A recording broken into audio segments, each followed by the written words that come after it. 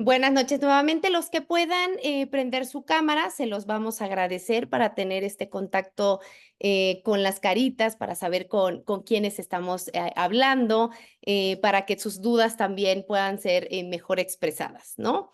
El día de hoy, como ustedes saben, tenemos nuestra primera sesión de escuela para padres del 2024, pero es nuestra segunda sesión de escuela para padres de este ciclo escolar, que se llama El apego y la crianza respetuosa para estimular el desarrollo de nuestros hijos o de nuestros niños, ¿no? Que al final como papás, todos estamos buscando este respeto, este amor, pero a la vez el mejor desarrollo de nuestros hijos. El día de hoy, nuevamente y con mucho gusto, me permito presentar a la neuropsicóloga Alejandra Díaz, quien día a día se enfoca a terapia del neurodesarrollo, psicoterapia emocional, pedagógica y conductual, terapia de lenguaje y de psicomotricidad, y también está especializada en integración sensorial con niños y adolescentes. Les comento que Ale, como la vez pasada, que es la misma neuropsicóloga que nos ayudó en la escuela para padres anterior, tiene más de 20 años de experiencia, es licenciada en educación especial con especialización en audición y lenguaje, cuenta con una maestría en de neuropsicología y educación, en la cual somos colegas, es desarrolladora del programa NeuroSkills, docente de la Escuela de Nutripedagogía y catedrática de la Universidad Panamericana. El día de hoy también Miss Ale les tiene una sorpresa porque tenemos o tiene un invitado para enriquecer esta escuela para padres, ¿no? Miss Ale, tienes toda la palabra del mundo, son todos tuyos estos papitos y vamos a escucharte. Muchísimas gracias, Hatsibe, Miss Hatsibe. Bienvenidos a toda la comunidad de Baby Time. Es un gusto volver a verlos por acá. Y primero que nada, pues felicidades por darse este tiempo para ustedes y para ser mejores padres, para ser mejor cada día, mejores seres humanos y en ese camino, pues poder apoyar a nuestros pequeñitos. Es un gusto también para mí poder compartir con ustedes este ratito y pues esperemos que aprendamos mucho juntos, ¿vale?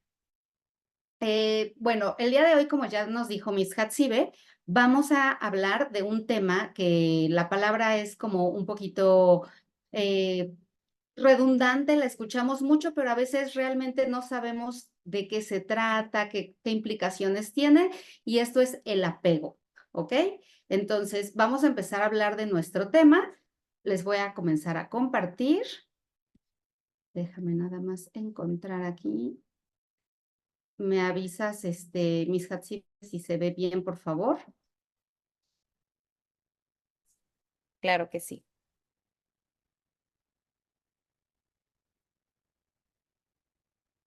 Sí lo vemos bien. Ya se ve en modo presentación. Todavía. Ya, ¿verdad? Ahora sí. Ok, perfecto. Déjenme hacerlos a un ladito a ustedes para yo poder ver lo que necesito ver. Perfecto. Ok, muy bien, chicos. Pues bueno, como ya les dijo la Miss, yo soy Alejandra Díaz, soy neuropsicóloga y directora y fundadora del Centro Neurológico Neuromax. Y bueno, el día de hoy vamos a hablar del apego y este equilibrio que debemos lograr entre la crianza, la seguridad y el amor que queremos dar a nuestros pequeños. El día de hoy voy a ser yo su ponente, pero también tengo un invitado especial, que el maestro Hugo Arias, que nos va a estar explicando algunos experimentos muy interesantes que hay alrededor de este tema. En un ratito más ya lo conoceremos para poder empezar a explicarnos todo esto tan interesante que hay alrededor del apego. ¿Qué es lo que vamos a hacer hoy? Bueno, pues primero vamos a entender qué es el apego, cuál es la teoría del apego, de qué se trata, por qué es relevante en el neurodesarrollo de nuestros pequeños y del ser humano en general, cuáles son los tipos de apego, tanto de nuestros niños, y por ahí vamos a empezar a identificar también un poquito el nuestro.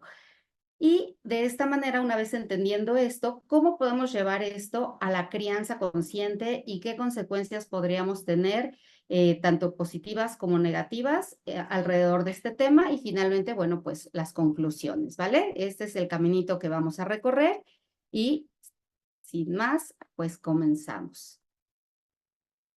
Quisiera por ahí, por favor, un papá, mamá, que tenga de esa voz de locutor y si no, no importa.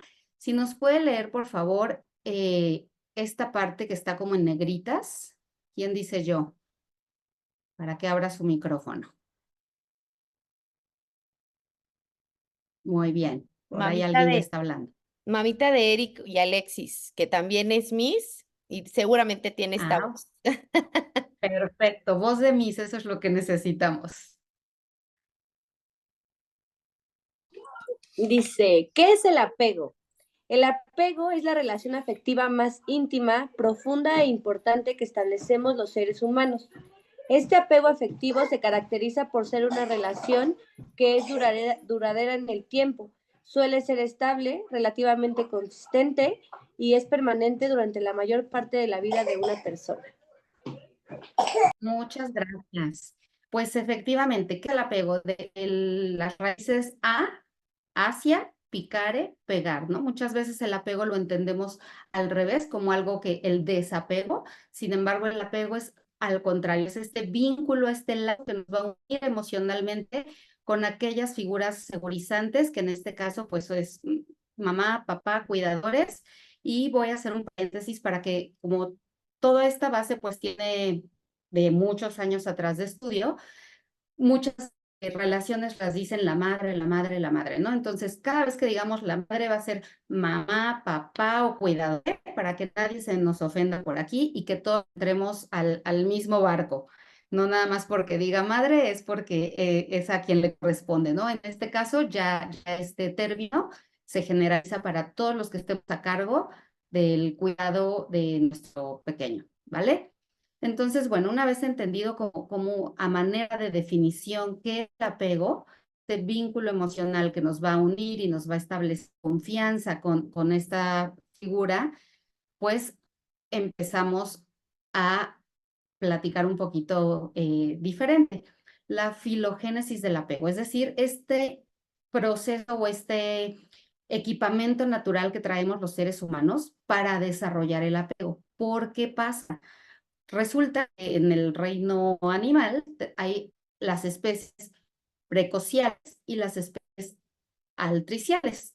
El primer tipo de especies son estas crías que nacen con sistemas perceptores y motores más maduros, por ejemplo, los reptiles o está el caso de los caballos, las jirafas, es decir, que desde que nacen prácticamente están listos para caminar y para empezar a hacer una vida casi independiente, ¿no? Requieren de un menor cuidado y un menor tiempo junto a la madre para poder empezar a adaptarse al mundo y a ser seres más independientes. Al contrario de las especies altriciales, son crías que nacen con mecanismos perceptivos muy poco desarrollados y con poca movilidad. Por ejemplo, los pandas, ¿no? Es como, hay hasta muchos documentales de todo lo que tiene que hacer un panda para que sobreviva. Prácticamente una característica de estas especies es que nacen con muy poco pelo o sin pelo y con muy poca movilidad, ¿no? O sea, muy lentamente empiezan como a adquirir patrones de movilidad, empiezan como a parecerse más a la especie a la que pertenecen. En este caso, lo de aquí abajo, aunque no lo crean, son ratoncitos, son ratitas, porque cumplen con esta característica, ¿no? Que nacen muy indefensos y una de las especies que más indefensa y más inmadura resulta que pues somos nosotros, los seres humanos. Somos sumamente dependientes del entorno, de nuestros cuidadores. Y el proceso de aprendizaje para poder adaptarnos y tener como una vida ya como un ser humano hecho y derecho, pues es bastante más lento. Entonces, dada esta vulnerabilidad, el apego se vuelve no nada más una teoría o un término, sino una necesidad biológica bastante innata, ¿no? Y en este sentido, bueno, se han desarrollado estudios El más importante o a quien atribuye la teoría del apego es a este señor, John Bowlby, perdón, y a Mary Ainsworth, junto con un poquito también le atribuyen no tanto como teoría de apego, pero también tiene que ver Freud. Y es esta confianza en la figura del cuidador, ¿no? Que nos va a dar una personalidad estable, segura, y de esto se trata la teoría del apego, de entender qué pasa con este pequeño ser, cómo se vincula en sus primeros lazos afectivos, de manera que pueda generar una personalidad que le ayude a tener un desarrollo social y emocional totalmente funcional en el mundo. Si se dan cuenta, las épocas donde se desarrolla esto, pues no están tan viejitos, ¿no? O sea, sí, obviamente ya son del siglo pasado. Sin embargo, así como algunos otros estudios, estos son bastante recientes en comparación y muy interesantes porque muchos de ellos se basan o surgen a partir de la posguerra. Ay, me fui para atrás, perdón. Justamente uno de los primeros experimentos es el de Harlow, que aquí es donde les voy a introducir aquí a mi invitado especial. Si gustas hacerte para acá, por favor, me avisas, sí, si nos vemos los dos, porque, o si se ve Hugo, porque yo no estoy en cámara. Se ven perfectos los dos, vale. Gracias. Bueno, pues buenas noches a todos. Efectivamente, el tema de los experimentos surgen a partir de una necesidad. En ese tiempo, la necesidad de la posguerra, pues llevó a Europa, al mundo, a tener pues muchos infantes, muchos niños en la calle, vivían en sótanos, deambulaban sin sentido, ¿no? Huérfanos, en algún caso, recién tuvimos la oportunidad de estar en una celebración, fíjense, 90 años con una mujer, amiga, que es romana, italiana. Ella, vivió la posguerra siendo niña, pero la problemática que te contaba que vivía en ese momento de posguerras a las orillas propiamente de Roma, entre lo que es Ostia y Roma, hay una pequeña población ahí cerca del aeropuerto, en donde pues era paso de mucha gente. La cuestión es que en ese lugar pues buscaban raíces, buscaban maneras pues de comer, de alimentarse, la violencia, todo ello. Entonces, digo, para los que no hemos vivido tiempos de posguerra, eso nos suena lejano. Pero bueno, en este estudio propiamente, lo que se hizo es, a ver, vamos a abordar un problema porque en la calle está teniendo mucha delincuencia, muchos niños huérfanos solos, sin a dónde ir. Y este estudio, pues a través, ahora sí que de animales, en su momento, pues fue como feo el tema de tomar los animales para poder ver esto del apego, pero lo que hicieron fue poner algo que asimilara lo que es esa figura de apego. Entonces, fíjense, del lado izquierdo está propiamente un muñequito que es de metal, pero ese muñequito de metal que tiene ojitos pareciera, tiene y provee alimento a los primates. Y del lado derecho está una figura que pareciera, en este caso son macacos, que les proveía solamente esa identidad como de similitud y eran de trapo, de felpa, tal cual. Fíjense bien, uno daba alimento y el otro daba como una caracterización similar a ellos. Calidez. Una calidez. Entonces, en la investigación que se hace, pues obviamente los macacos, una vez que habían satisfecho su necesidad de comer, en lugar de quedarse con el alimento, se iban con la que se parecía a ellos, ¿no? Número dos, en cuestiones, cuando se les acercaba, pues, en el experimento, cuestiones de estrés, de emergencia, de algún elemento externo que los espantaba, acudían luego a esa figura como tal. Luego lo sacan de la jaula y meten algunos que no tuvieron estas figuras como tal. Bueno, y surge ahí la figura de apego, como decía Alejandra, el desapego también. Los animales que no tuvieron esa figura como tal, que no la tuvieron, se acercaban simplemente para explorar, para ver, mira, pues ahí está, pero no lo veían como de ninguna manera con un vínculo, con un lazo. Los macacos que se acercaban nuevamente a la jaula, y que los habían retirado y los volvían a acercar, iban a la figura de felpa, ¿no? Entonces, de ahí se observa la necesidad biológica de aproximarse a iguales y a alguien que le signifique un vínculo significativo.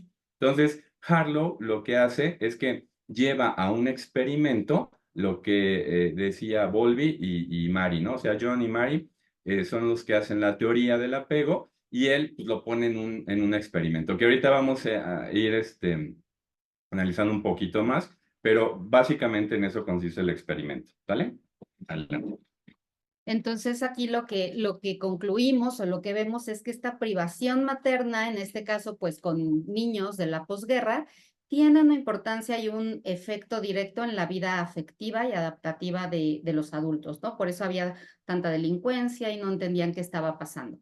Entonces, una vez entendido esto, nos vamos a la neurobiología del apego, es decir, se dan cuenta que es una necesidad innata propia de los seres humanos, de estas especies, y empiezan a analizar, pues, qué pasa aquí, cuándo comienza, para qué nos va a servir, y empezamos a darnos cuenta, pues, de muchas características, en este caso, que tiene un impacto, por un lado, cognitivo y por otro lado, psicobiológico, es decir, el generar este apego, el generar este vínculo con los primeros seres que conocemos y que nos cuidan, va a ser la base de desarrollo socioemocional más importante.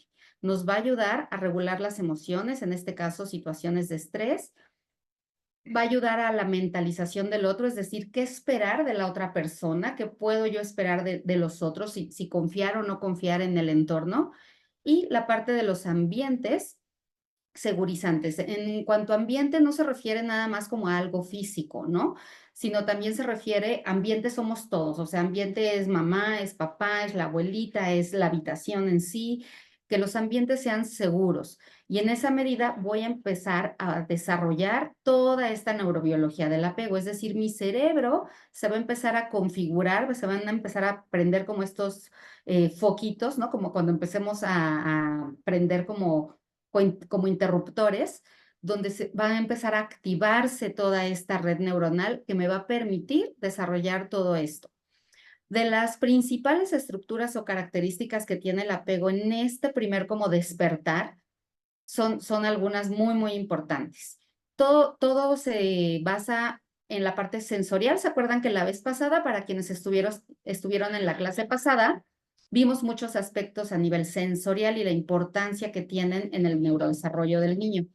En este caso, pues seguimos en ello y uno de los aspectos sensoriales más importantes es, uno, el olfato, porque es uno de los sentidos que no pasa por la corteza somatosensorial, es decir, no hay un procesamiento, ¿no? Pasa directo a la amígdala, es decir, donde se genera la emoción, donde está parte de la memoria. Por eso a veces no sé si les ha ocurrido que decimos, ay, huele a mi abuelita, o ay, huele a como cuando iba en la prepa. ¿Por qué? Porque el olfato dirige directamente, perdón la redundancia, a la parte de la memoria que es la amígdala y el hipocampo. Entonces el olfato va directito, no pasa por procesamiento. Y la parte del tacto, el tacto se vuelve súper relevante con el experimento que nos acaba de platicar Hugo, pues ya vamos, y al ratito vamos a ver otro todavía más enfocado en este sentido. Vamos viendo, la piel es el órgano más grande de nuestro cuerpo y a través de todos esos propioceptores desde que nacemos, acuérdense que el bebé está en un medio acuoso, cubierto como con una capita de grasa, ¿no? Que lo protege pues de este medio acuoso. Y en cuanto nace, digamos que toda esa piel, todo ese órgano que es la piel, se empieza a activar. ¿Y cómo se activa por primera vez? Con el contacto piel a piel que tiene con la madre. Entonces el tacto es así como un switch de, como cuando prenden las luces del estadio, así que hasta se escucha, ¿no? Ese es el primer contacto que vamos a tener para generar este apego. Y va a despertar muchísimas conexiones neuronales, va a generar activación del sistema endocrino, es decir, hormonas que tanto la madre como el bebé van a despertar para empezar a activar esta vinculación que de manera natural tenemos como especie. Y finalmente, conforme el apego avanza o es un proceso que va creciendo y que va madurando, vamos a entender todo lo que es cognición social. Cognición quiere decir como inteligencia, ¿no? Inteligencia social, es decir, vamos a empezar a leer como gestos, señales, cosas que nos van a ayudar a adaptarnos al medio que tienen que ver con esta cognición social y que más adelante van a tener que ver con habilidades sociales como tal y con la capacidad de relacionarnos con otras personas, no nada más con nuestros seres cuidadores de inicio. Entonces, esta es como la importancia a nivel neurológico que tenemos en el apego. Y aquí, pues, es un ejemplo donde vamos a ir viendo, considerando que los científicos nos dicen que cuando nacemos con el 22% de madurez a nivel neuronal y el 80% hacia los 3 años de edad. ¿Se acuerdan también en una gráfica de la clase pasada que estaba así llena como de conexiones neuronales? Y yo les decía que después de los 2 años había una poda neuronal, ¿no? ¿Por qué? Porque de los 0 a los 2 hay un desarrollo impresionante, o sea, empiezan a comer, a sentarse, a hablar, a caminar, o sea, son una serie de conexiones que generan demasiada actividad neuronal.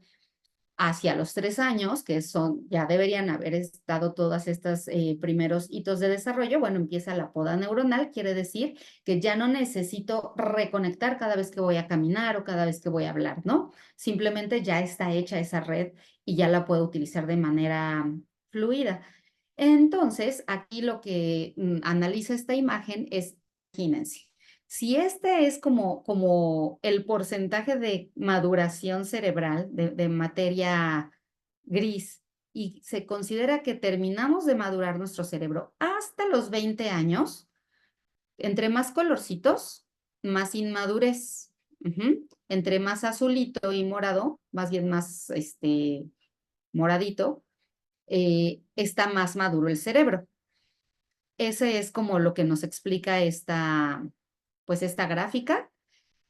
Y simplemente aquí lo que yo les quiero recalcar es la importancia de la primera infancia, ¿no? Imagínense todo lo que nosotros tenemos por hacer entre los 0 y los 5 años de edad, que es cuando están ustedes en baby time, 6. Pero imagínense todo este trabajo neuronal y toda esta chamba en cuanto a apego, favorecer el neurodesarrollo, lo importante que se vuelve esta etapa, ¿no? Porque hay ventanas que se cierran.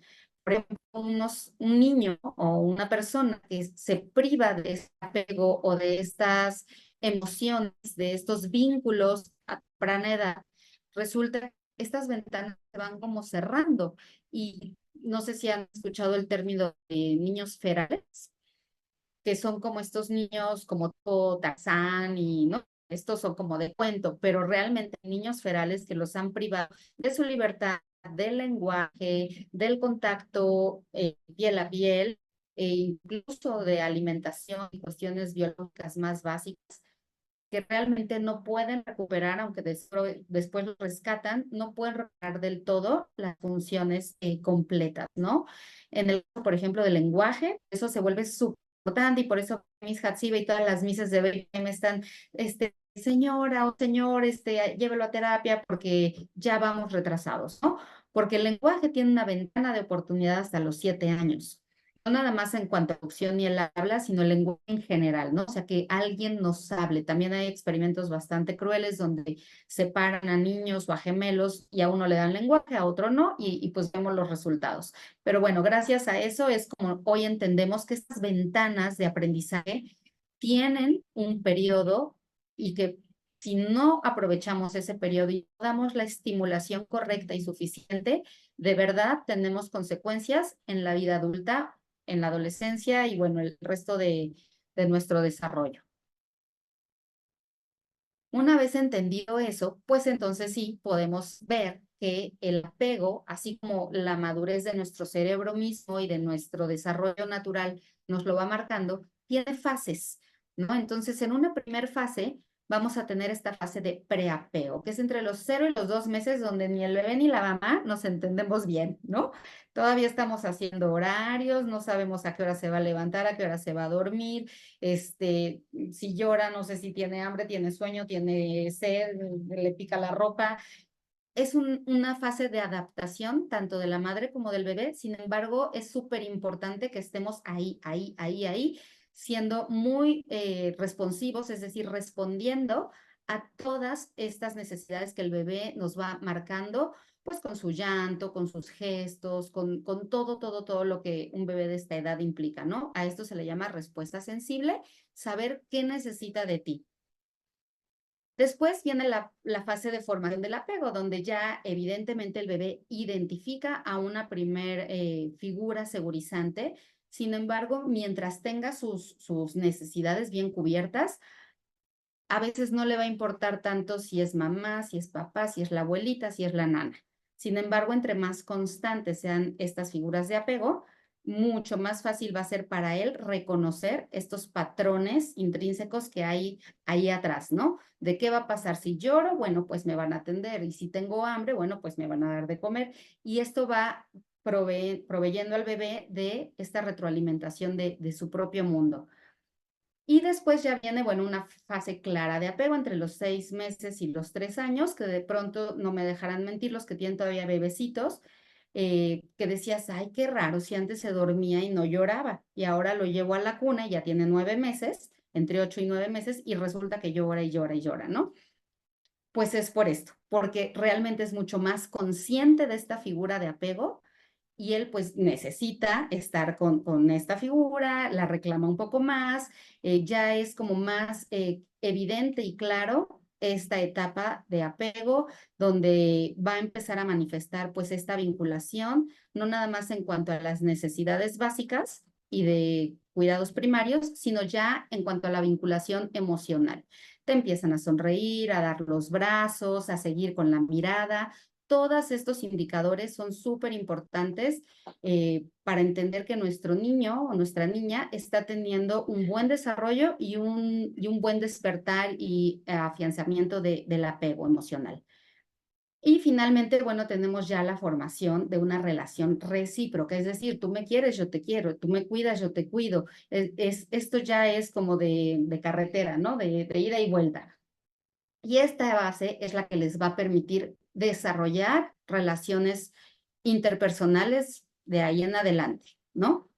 Fíjense qué poquito tenemos, ¿se acuerdan de las ventanas de oportunidad? De 0 a 3 años para asegurar que sus relaciones futuras sean más favorables, más saludables y que no la pasen tan mal, ¿no? O sea, no todo va a ser miel sobre hojuelas, por supuesto, pero esto de alguna manera nos va a ayudar a que tengan una base a nivel de cerebro, de desarrollo y de emociones, de regulación emocional mucho más firme y que puedan ir mejor en el mundo.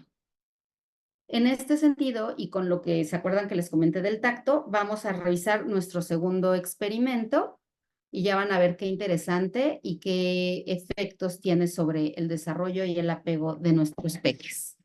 En el tema de lo que es el apego y la regulación epigenética, estas son las características que ya vienen intrínsecas en la genética, en este caso del mamífero. Como decía Ali al principio, por ejemplo, las ratitas, que son pues, muchos los que nos ayudan en el laboratorio, vienen sin el pelaje, ¿no? Entonces, en este caso, la madre que está ahí de las ratitas, trabaja mucho en la parte que es el acicalamiento, es decir, los lamen, los limpian y además les proveen propiamente el alimento. La cuestión está en que esa figura propiamente con la que generan ese vínculo significativo en esta primera etapa del desarrollo del mamífero, incide en la vida adulta propiamente. ¿Y de qué manera? Pues cognitivamente. Es decir, si digo cognitivo, se refiere a que la rata acicalada es más inteligente que una rata que no tuvo acicalamiento, ¿no? Y proximidad para tomar su alimento. Asimismo, la respuesta ante el estrés también tiene que ver con la reacción que tienen propiamente los mamíferos, ¿no? Es decir, aquí vemos un ejemplo de lo que es lo cognitivo. La rata que fue acicalada resuelve más fácil y más veloz el laberinto. Ahora, le ponemos una alerta, le ponemos un ruido, una chicharra al laberinto, y en este caso, la rata que fue acicalada reacciona de manera tranquila, digámoslo así, moderada ante el estrés y sale. La otra que no fue acicalada ante el estrés no tiene la respuesta como tal, o sea, estresa, no da la solución, se tarda más tiempo, de repente salen, pero el estrés y lo cognitivo fue lo que se instaló en la etapa del acicalamiento. Ahora, otra cosa que antes no podíamos ver ni de broma, ¿no? Estamos viendo del lado izquierdo de la pantalla lo que es neuronas, ¿no? Y estamos viendo ahí que la neurona tiene, digamos, un árbol, como digamos, un tronco y unas ramitas. Esas ramitas se llaman dendritas. Se le conoce como el árbol dendrítico. Créanme que lo que está del lado izquierdo y del lado derecho es mayor desarrollo dendrítico de la ratita acicalada de la no acicalada. ¿Qué quiere decir esto? Que una rata que tuvo el acicalamiento tiene mayor desarrollo en su árbol dendrítico, lo que le permite tener mayor conexiones, mayores canales para comunicarse a través de su red neuronal. Antes era imposible poder ver una neurona con una parte del cerebro, pues en este caso de las ratas, era imposible verlo porque no había los elementos, los microscopios propiamente para observar. Pero ahora con el nivel de definición, imagínense, de 80.000 a 90.000 millones de neuronas que existen en el cerebro humano.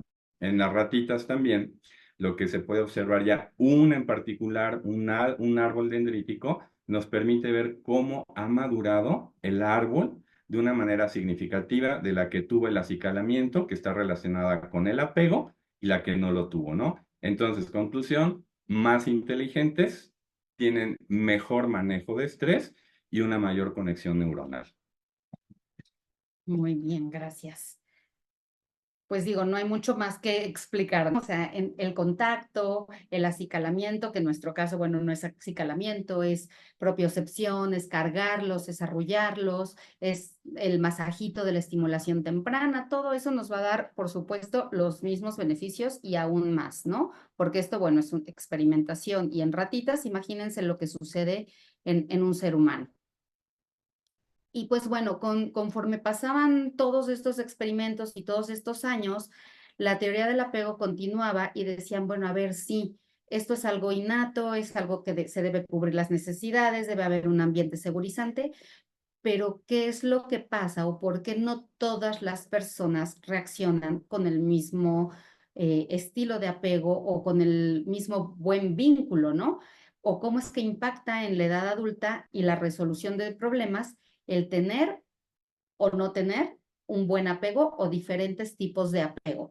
Y es entonces donde entra nuestro segundo personaje, Mary Ainsworth, para realizar un experimento súper conocido, que bueno, entre el mundo de la psicología es muy, muy conocido, que se llama la situación extraña. Y ella lo que hace es poner a un pequeñito con su mamá en una habitación donde empiezan a explorar, a jugar, y de pronto le dicen a la mamá, te vas a salir. Ese es un primer momento. Y observan al niño cómo reacciona cuando la mamá se va, ¿no? En un segundo momento le dicen, tú te vas a salir, pero va a entrar una persona extraña. Y también observan qué hace el niño cómo se relaciona con esta otra persona y qué reacciones tiene en este periodo. Observan también el momento en el que la madre regresa a la habitación y qué hace el niño, cómo es su reacción, cómo se vuelve a vincular con ella y con su entorno. Y entonces es cuando empiezan como a experimentar con esta situación extraña y comienza lo que hoy conocemos como los tipos de apego, ¿no? Y los tipos de apego lo que hace es definirse conforme a la base segura. La base segura es esta figura que en este caso es la madre, por el experimento que solamente se hizo con mamás, donde lo que se espera es una exploración adecuada del ambiente, la regulación emocional y la confianza en esta base segura, que en este caso es mamá, pero como les decía, llámese mamá, papá, incluso mises, cuidadores, etcétera. Entonces, ¿qué es lo que sucede? Que cuando empiezan a experimentar con todo esto, se dan cuenta de los patrones de conducta de los niños y descubren que hay niños que responden con un tipo de apego seguro, es decir, saben que hay una base segura, es decir, que su mamá está ahí, entonces pueden tener libertad en explorar la habitación, ya sea con la madre o de manera independiente. Son niños que empiezan como con confianza, digamos, a explorar su entorno. Cuando la madre se va, lloran, evidentemente son niños pequeñitos, si tienen esta base segura, pues ni modo que no les importe que ya no esté, ¿no? Entonces es lógico que lloren y la exploración disminuye. Sin embargo, cuando regresa la mamá, son niños que luego van con ella, les da alegría verla y vuelven a explorar y vuelven a estar como regulados y tranquilos. Esto nos habla de que al sentirse seguros, el saber que hay una persona de confianza, pueden volver a estar en paz, volver a vincularse tanto con la persona como con el entorno. Y las características de estas mamás, bueno, fueron personas sensibles, ¿se acuerdan lo que les decía de personas una respuesta sensible, o sea, que responden a las necesidades y disponibles, ¿no? Es decir, cuando el niño las necesita, saben que ahí van a estar. Otro grupo de niños son los que reaccionaron con un tipo de apego evitativo. ¿Qué significa esto? Que este niño explora sin usar a la madre como base segura, es decir, ellos van solos, como que se les olvida que ahí está la mamá y entonces van y exploran y todo bien, ¿no? Sin embargo, también no parecen estar muy afectados cuando la madre se va, lo cual a estas edades pues no es lo esperado, ¿no? O sea, lo esperado sería entender qué voy a hacer aquí, dónde está mi mamá y cómo le voy a hacer. Cuando regresa la madre, muchas de las ocasiones el niño no busca el contacto físico o bien hay un cierto rechazo. Estas características de cuidadores, pues son personas no disponibles, es decir, que todo el tiempo están ocupadas, que no ven mucho al niño, que digamos que solo lo cuidan, pero no conectan ni interactúan con ellos. También son madres un poquito rechazantes, no son tan sensibles a las necesidades y pues obviamente no juegan mucho con sus hijos, ¿no? No son muy interactivas. Y el patrón de apego de tipo ansioso o ambivalente, pues es un patrón donde exploran poco, hay siempre como una duda, como un cierto temor, no se separa de la madre o si va y agarra algo, luego se le enseña y así como siempre buscando la aprobación de su figura de apego. Y cuando sucede la separación hay un llanto excesivo, ¿no? O sea, no es lo mismo llorarle a la mamá porque pues se fue y ahorita regresa, que desbordarse en llanto con ansiedad. Esa es la gran diferencia. Y pues bueno, cuando la madre regresa, pueden buscar el contacto otra vez, pero al mismo tiempo no se calman, no logran como bajar estos niveles de ansiedad y volver a la calma. O bien, incluso pueden llegar a resistirse al contacto, ¿no? Ya la madre lo quiere calmar y el niño ya está fuera de sí, o sea, ya ni siquiera acepta el contacto. Este tipo de cuidadores, pues suelen ser bastante inconsistentes a nivel emocional, es decir, un día sí, otro día no, un día porque estoy de malas, pues sí te hago caso, otro día no, o tengo emociones como exacerbadas Y entonces lo que sucede es que el niño no logra leer bien estas señales de voy o vengo, o sea, no estoy entendiendo y no encuentro una seguridad, por eso me mantengo ansioso, porque no sé en qué momento voy a perder el vínculo o la figura de apego que ahorita sí tengo, ¿no? Y por eso le lloran, pero a lo más que les da.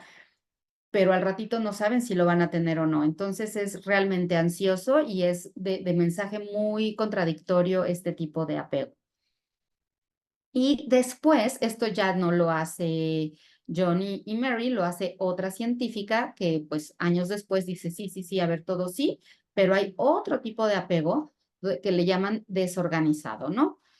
Aquí lo que sucede es que las reacciones del cuidador son reacciones bastante más hostiles, agresivas e incluso en algunas situaciones negligentes o de abuso, y entonces el tipo de apego pues cambia, ¿no? Y también se vuelve muy desorganizado o cuando el ambiente es muy caótico, también se da este tipo de apego que se le llama desorganizado. No hay un acompañamiento claro, la madre puede ser bastante inestable, hay mucha confusión y desorganización y entonces los sentimientos pues son confusos entre rechazo y cercanía, hay mucha duda y por supuesto pues hay miedo a perder este afecto, por lo tanto hay pues una búsqueda excesiva de aprobación y en edades adultas pues baja autoestima. Aquí está como de una manera más gráfica, no sé si lo podemos ir como entendiendo, ¿no? El tipo de apego seguro, hay poca ansiedad y poca evitación. Hay una mejor o mayor percepción de sí mismos y mejor percepción de los demás, ¿no? Es como más claro así con dibujitos. En un tipo de apego ansioso, hay mayor ansiedad, evidentemente, menor percepción de sí mismo, mayor percepción de los demás, porque los pone ansiosos el hecho de ver una persona extraña, y en este caso el evitativo, bueno, pues es mayor evitación, menor percepción de los demás, es decir, no pela, ¿no? Y menor ansiedad. No les causa mucha ansiedad, pero porque realmente no está vinculando, ¿no? O sea, no es que sea como algo tan bueno, pero bueno, es porque no está vinculando. Y el desorganizado, pues sí genera más ansiedad, mayor evitación, y pues digamos que es un patrón, pues también bastante negativo. Aquí para entenderlo de una manera muy divertida y que se entienda rapidito, vamos a olvidarnos que a ella la encerraron sus papás en una torre, ¿vale? Una vez olvidado eso, vamos a enfocarnos en su personalidad. ¿Todos conocen la película de Shrek? Vayan, digan sí o no. Sí, Ok.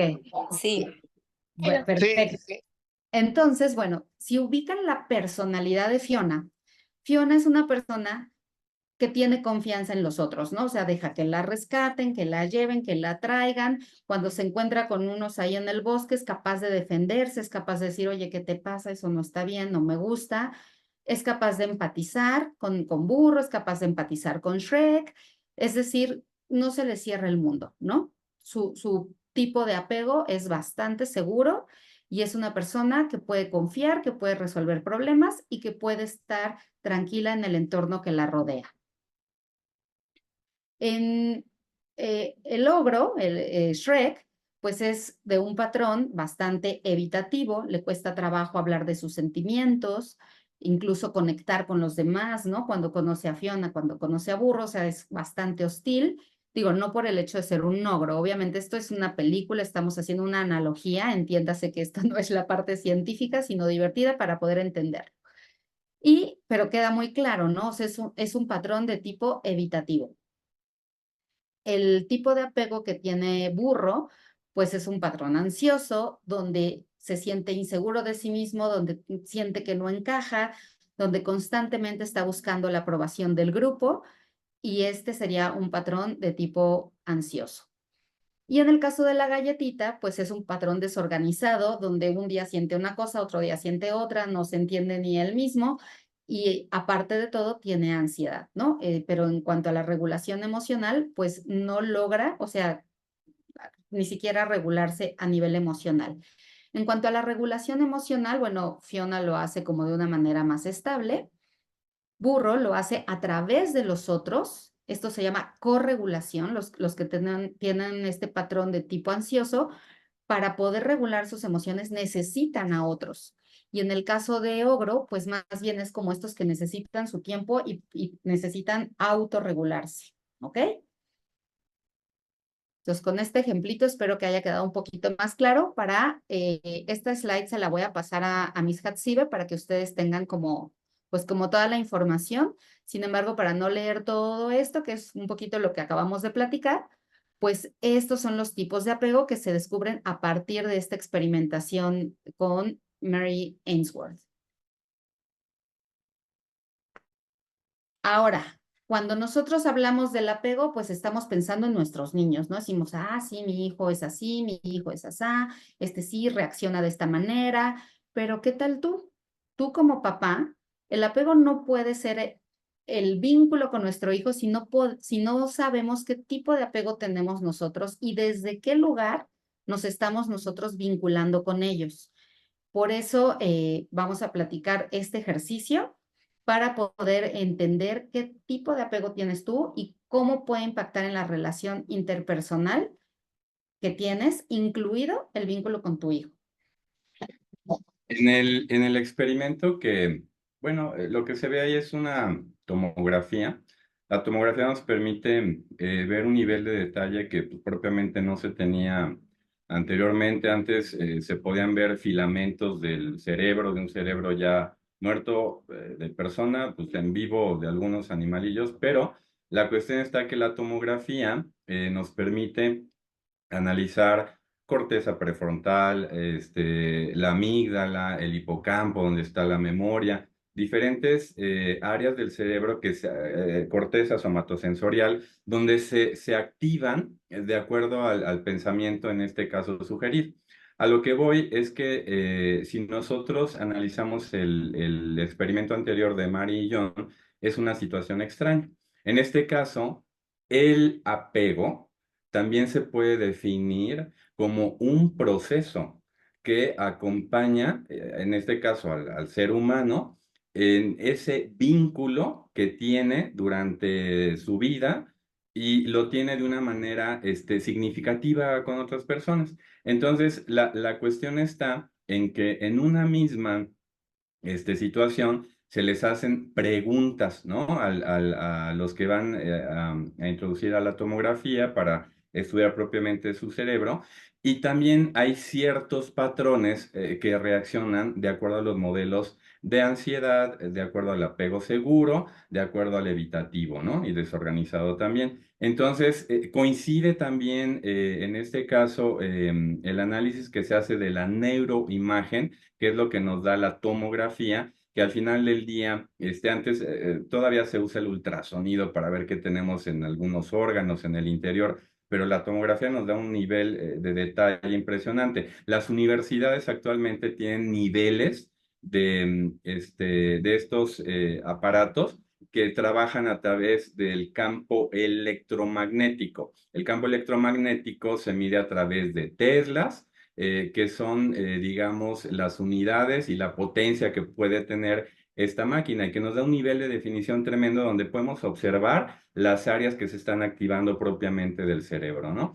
Entonces, en estas situaciones ya de vida adulta, también se puede analizar cómo está reaccionando propiamente el cerebro, ¿no? Y entonces la que sigue es donde viene la reacción, ¿no? Gracias. Entonces, bueno, aquí el ejercicio lo podemos hacer juntos para que también ustedes vayan ahorita antes de darles las respuestas y cómo sucedió esto en la neuroimagen, traten de pensar ustedes ahora sí que qué pensarían. Imagina que estás conduciendo un coche tranquilamente, ¿ya? Imagina una actividad neutra con tu pareja.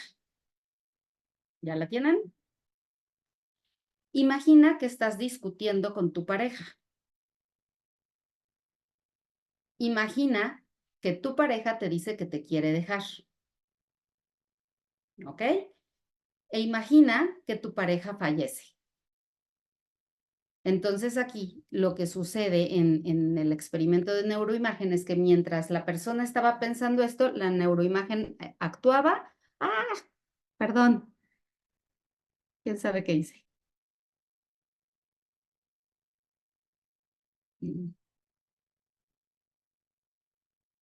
Perdón, perdón.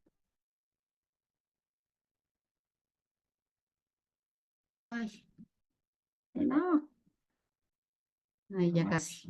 Ahí está. Ah, es que ¿por qué se va? Ok, entonces, la neuroimagen, ¿qué nos dijo? Bueno, ya te identificaste un poquito.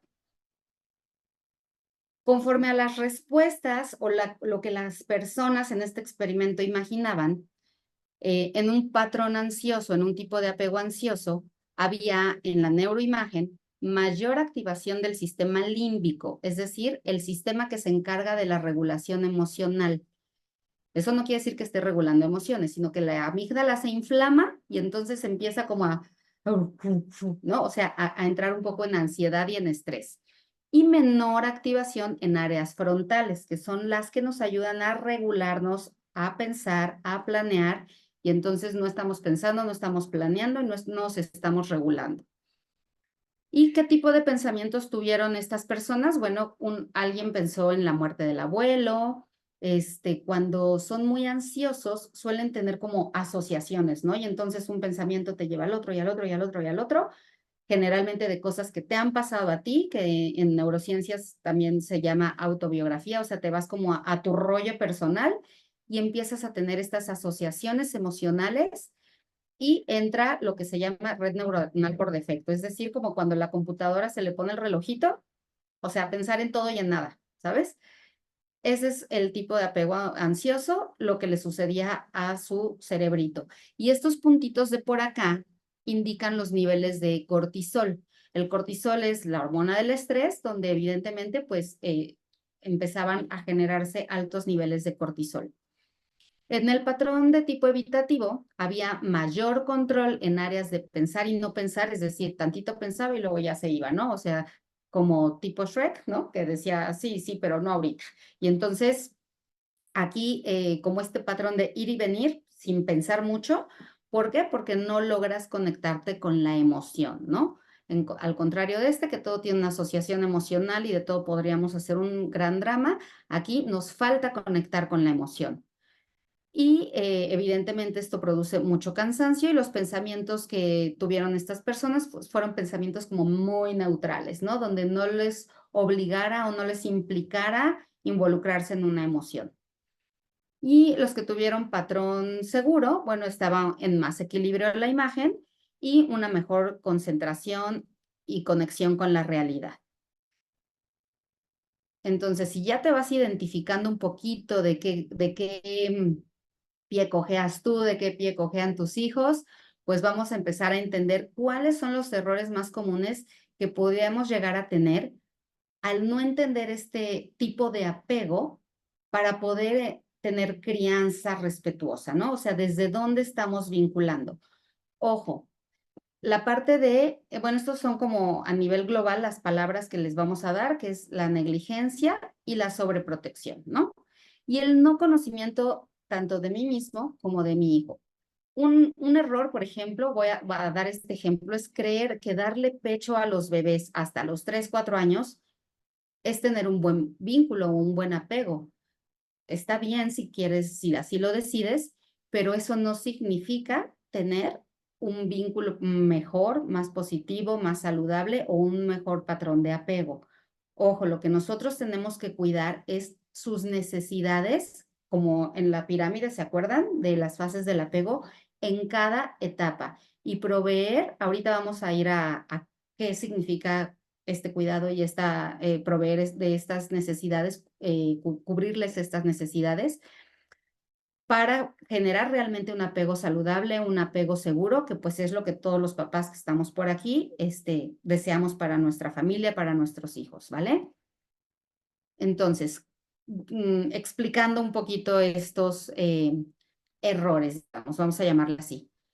El primer es esta parte de negligencia y desapego, es decir, este no cuidado, esta falta de seguimiento, sobre todo en la primera infancia, donde acuérdense que tenemos el 80% de la neurogénesis, donde se termina de afianzar la personalidad hacia los 5 o 6 añitos, y donde estas habilidades sociales son la base de las relaciones futuras. En este nos vamos a ir más rapidito porque realmente ya la imagen habla por sí misma, pero bueno, es un estudio que se hicieron, y ojo, este ya no es de los 90s ni de los 80s, este es del 2017 en la Universidad de UCLA en Los Ángeles, donde se tomaron 2 pequeñitos de 3 años de las mismas condiciones, es decir, ninguno tenía un problema, ni mucho menos, igualitos. Simplemente la diferencia era que una familia le daba cuidados, le daba atención, lo proveía de lo que necesitaba, y la otra familia era negligente, es decir, no satisfacía sus necesidades, lo ignoraba, es decir, no era como un maltrato como tal. Imagínense si hay maltrato, ¿eh? Y miren lo que sucede en la imagen. El cerebro está muy pequeño, poco desarrollado, incluso estas áreas que se ven así como negritas, pues es donde está la parte de las emociones, la memoria, están pues claramente vacías. Y el otro niño pues tiene un cerebro perfectamente normal, obviamente en desarrollo, donde todavía el lóbulo frontal no está bien definido, pero se ve la masa cerebral más sólida, más llena, ¿no? Aquí hay demasiados huecos y el tamaño del encéfalo es bastante menor. Entonces, los niños que no han podido disfrutar de este cariño, que no han sido cuidados de la forma más amorosa, pues realmente tenemos implicaciones, no nada más a nivel de tener un tipo de apego no saludable o inseguro, que es el evitativo, todos los que ya hemos dicho, sino realmente a nivel neurológico, a nivel de desarrollo, estamos teniendo consecuencias graves e importantes. Este sería un tipo de error, ¿no? El descuido, digamos, o la negligencia. Y el otro error es la sobreprotección. Y esto se hizo en un estudio, ojo, no de niños chiquitos, ya de niños o personas de entre 16 y 35 años que sufrieron de sobreprotección por parte de sus cuidadores o sus padres, y resulta que los niveles de cortisol estaban elevadísimos, ¿no? ¿Por qué? Pues porque no logran verse a sí mismos, no logran tener confianza en su entorno, confianza en los demás, saber que tienen las habilidades necesarias, y su vínculo o su apego, pues no es el más saludable.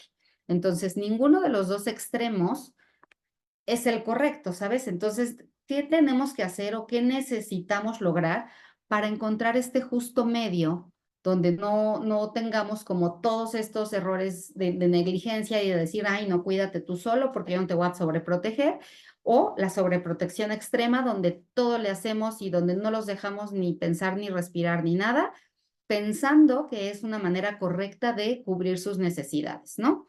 Aquí les voy a traducir ya como un poco en el día a día en qué se puede llegar a transformar este tipo de errores, porque a lo mejor hasta aquí dices, ay, no, yo no soy negligente, yo claro que sí lo cuido, o no, yo no lo sobreprotejo, por supuesto que no, pero a veces no entendemos en qué situaciones o en qué momentos estamos cayendo en estas dos como extremos, ¿no?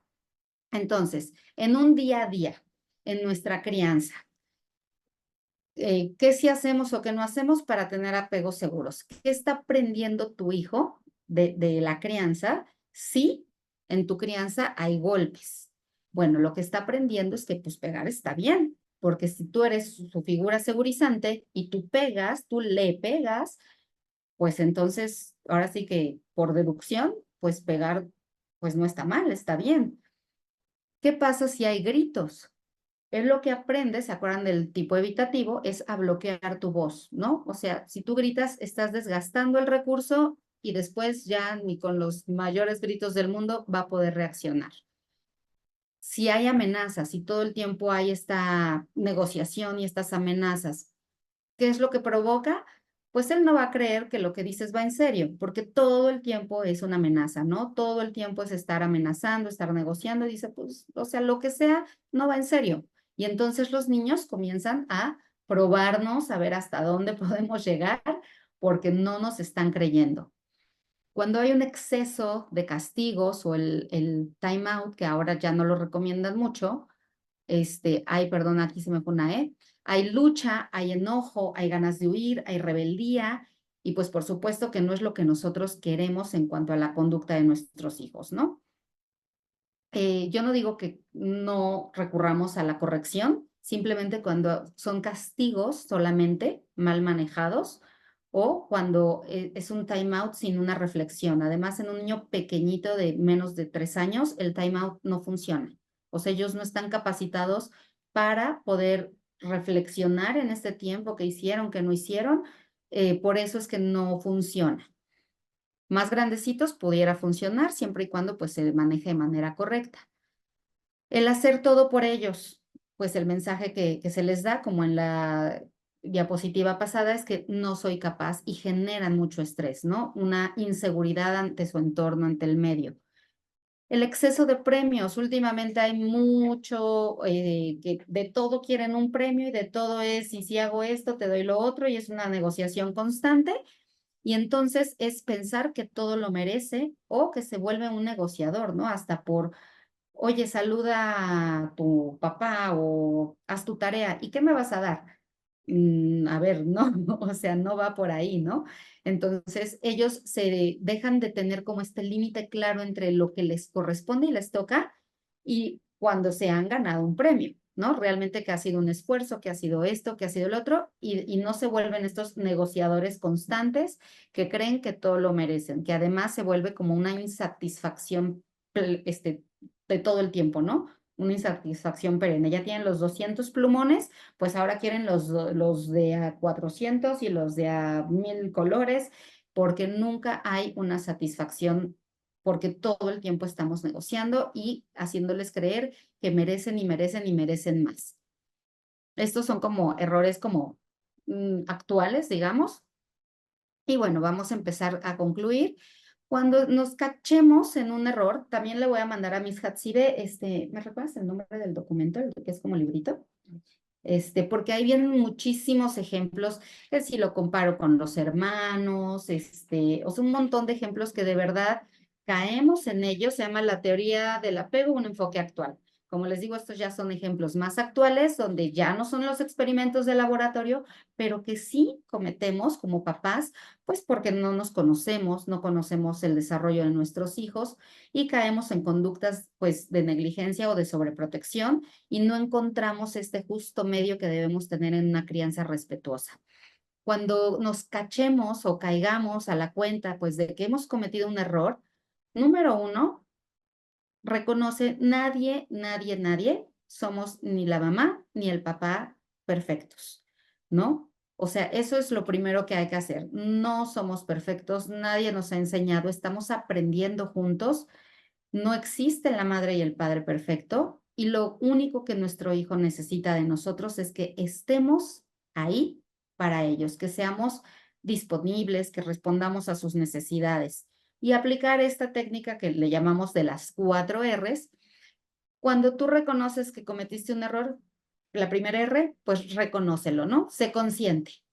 ¿Qué hago después? Reconéctate, porque generalmente cuando esto pasa es porque el vínculo está fallando, se rompió, estamos como alterando este apego. Y entonces, bueno, pues reconecta con tu hijo, hablen frente a frente y comenten sus sentimientos desde el sentimiento, no desde el debería ser, no es, oye, sentí feo que me hablaras así, ¿no? Reconcíliate, discúlpate. Y finalmente resuelve, es decir, que no quede ahí, porque si no se vuelven disculpas eternas, ¿no? Es resuelve, a ver, ¿qué vamos a hacer para la próxima? Y podemos replantear la estrategia, ¿vale? Y ¿cómo lograrlo? Pues cuando un niño hace un berrincho, cuando un niño no está funcionando en la crianza es porque necesita conexión. Conexión, refiérase a todo lo que acabamos de ver, cubrir necesidades, si tiene sueños, si tiene hambre, si no ha desarrollado un buen lenguaje, entonces nos necesita decir algo. Y porque la crianza es más una relación, no una técnica. Hay que pasar más tiempo conectando que ordenando, ¿no?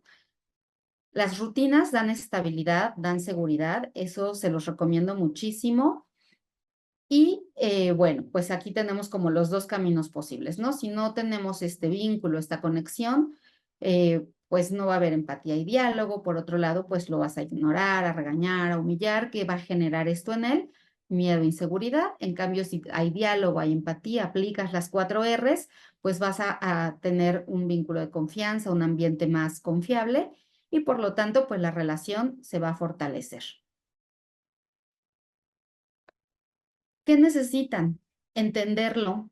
Por eso están estas pláticas, ¿no? Y por eso empezamos desde el desarrollo y qué pasa en su cerebro y qué pasa en tu cerebro para poder entendernos mutuamente, poder verlo y ayudarlo. Lo que pide la crianza es cercanía física o la conexión, tiempo especial, que ahorita vamos a decir qué es eso de tiempo especial, y respeto. En cuanto al tiempo especial, porque hay mamás que nos dicen, no, hombre, yo paso todo el día con ellos. O sea, sí estamos juntos, pero no estamos juntos, ¿no? Este tiempo especial de verdad tiene que ser preventivo, ¿no? O sea, es para poder generar las bases de relación con nuestros hijos, sin distracciones. Es decir, no estoy contigo, pero tú estás allá y yo estoy en mi celular o estoy atendiendo la llamada o estoy viendo la serie o viendo mi libro, en fin. Es tiempo especial y si tienes más de un hijo, con cada hijo. Aplica de manera diferente con cada uno. Con los chiquitos puedes empezar tú, con los grandes hacer una lista de actividades que a ambos como que les lata, ¿no? Una actividad divertida que los dos disfruten y pues bueno, avisar con tiempo, por ejemplo, en los adolescentes, hoy el viernes tenemos nuestro día especial, nuestro tiempo especial. Y esto no es un premio ni un castigo de, pues entonces no vamos a hacer nuestro tiempo especial. Para nada. El tiempo especial es este tiempo importantísimo que tu hijo necesita para conectar contigo. Y aquí les dejo una referencia en cuanto al tiempo. Esto los dicen los especialistas en crianza. Si te das cuenta, es súper poquito, la verdad. Pero es que es tiempo de calidad, tiempo realmente 100 a 100 con ellos, ¿ok? Para que lo tomen en cuenta, lo empiecen a planear y entonces sí, ¿qué vas a hacer tú el día de hoy para generar este vínculo y este trabajo artesanal con tu hijo? Aquí hay una analogía, estas esculturas son de Miguel Ángel, ¿no? El escultor. Esta se le llama la Madonna recuérdame el nombre, de Brunel, de Brujas. Y es una mamá con su niño, ¿no? Un niño pequeñito, y pues es su mayor obra, entre las que se le reconoce como escultura, el David, donde se reconoce un cuerpo muy bien esculpido, muy bien formado, y algo que se le atribuía a este escultor es que él de la pieza en bruto, del mármol, iba sacando la forma, ¿no? O sea, él decía, ahí está la figura, ahí está la forma, solo la tengo que ir descubriendo, ir haciendo este trabajo artesanal. Así es la crianza con nuestros hijos, así es el apego con nuestros hijos. Es un trabajo diario, artesanal, que nos va a llevar tiempo, nos va a llevar trabajo, pero que al final del día va a ser una obra de arte que va a prevalecer para toda la vida. Entonces, yo los invito a que visualicen esa obra de arte, esa escultura que quieren encontrar en ese trozo de mármol que aún está muy en bruto, y que los imaginen de 25 años, ¿no? ¿Qué necesito o cómo me lo imagino? ¿Cómo está mi hijo de 25? ¿Qué cosas hago hoy para favorecer este apego, esta conexión, y que el reto se vuelva encontrar este éxito y esta persona saludable a nivel físico y emocional el día de mañana? Muchas gracias por su atención. Hasta aquí nuestra presentación. Espero que por ahí se les quede esta tarea, este reto que tenemos todos por hacer para que podamos darle forma a este mármol, a esta escultura y descubrir en nuestros hijos una gran obra de arte. Correcto, mi Sale. Como bien dice Ale, vamos a poner manos a la obra para esculpir nuestros más grandes tesoros y nuestras mejores obras de nuestra vida, ¿no? Que son nuestros hijos. Vamos a abrir un espacio para que hagan también preguntas Si tienen alguna duda, hoy, ahorita es el momento de abrirnos con Ale, de sincerarnos incluso porque, como bien dice, no existimos madres perfectas, no existen padres perfectos, todos hacemos y todos creo que nos levantamos con la mejor intención de hoy va a ser un mejor día, hoy voy a comprometerme con esta situación con mis hijos, ¿no? Entonces, siempre vamos a tener estos cuestionamientos de si lo estamos haciendo bien o mal, y creo que es el momento de externarlo con Ale, que es una experta. Omar López.